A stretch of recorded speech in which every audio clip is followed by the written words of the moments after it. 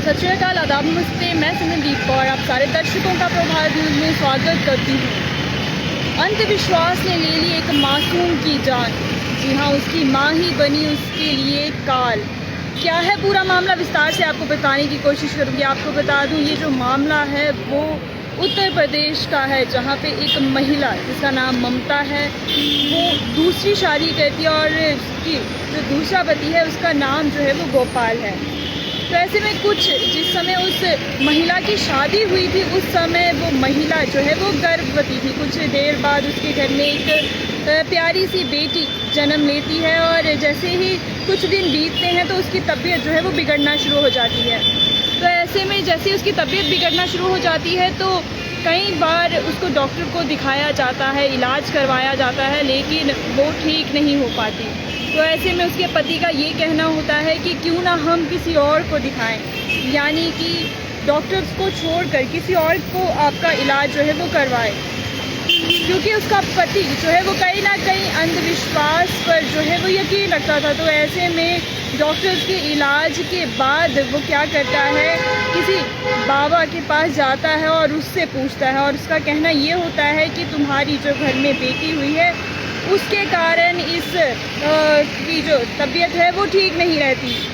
तो ऐसे में उस महिला द्वारा जो है उसको स्तनपान भी नहीं करवाया जाता और कहीं ना कहीं ऐसी दवाइयाँ खाई जाती हैं जिससे स्तनपान ना करवाया जाए। साथ ही साथ आपको ये भी बताती चलूँ कि कुछ समय बाद जब फिर भी उसकी तबीयत ठीक नहीं होती तो उस बाबा द्वारा ये कहा जाता है कि उसकी बेटी जो उसकी छोटी बेटी है उसके कारण ही उसकी तबीयत ठीक नहीं है, अगर वो उससे दूर हो जाएगी तो शायद उसकी तबीयत ठीक हो जाएगी। तो ऐसे में उसके पति और उस ममता द्वारा, यानी कि गोपाल और ममता द्वारा अपनी ही बच्ची का गला घोट कर उसको मार दिया जाता है, बाद में पास वाले जंगल में फेंक दिया जाता है।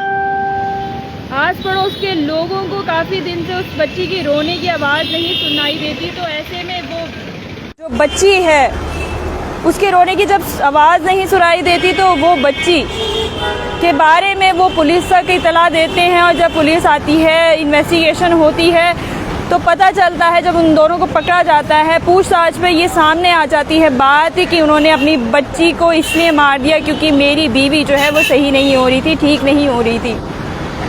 कई बार ऐसा होता है कि प्रेगनेंसी के बाद कई महिलाएं हैं जिनको रिकवरी करने में वक्त लग जाता है, जिनको पहले की तरह तंदुरुस्त होने में समय लग जाता है, लेकिन इसका मतलब ये नहीं कि आपका जो बच्चा है वो आपके लिए हानिकारक है या आपके बच्चे के कारण आप बीमार हुए हो और आप उसके लिए ऐसे कदम उठा लो। एक माँ ही होती है जो शायद बच्चे की लंबी उम्र की दुआएं करती है। तो दुनिया में ऐसा कोई भी इंसान नहीं है जो आपके सफलता के लिए या आपकी लंबी उम्र की ये दुआएं करे सिवाय माँ के। लेकिन जब वो माँ ही काल बन जाए तो फिर आप किसी को क्या ही कह सकते हैं। क्या कुछ कहना है आपका, ज़रूर अपने विचार जो है हमारे साथ साझे कीजिए। समय हो गया है अब आपसे इजाज़त लेने का। जाने से पहले लाइक, सब्सक्राइब, शेयर, कमेंट करना ना भूलें। मैं सिमरनदीप कौर और अपडेट के लिए जुड़े रहिए। धन्यवाद।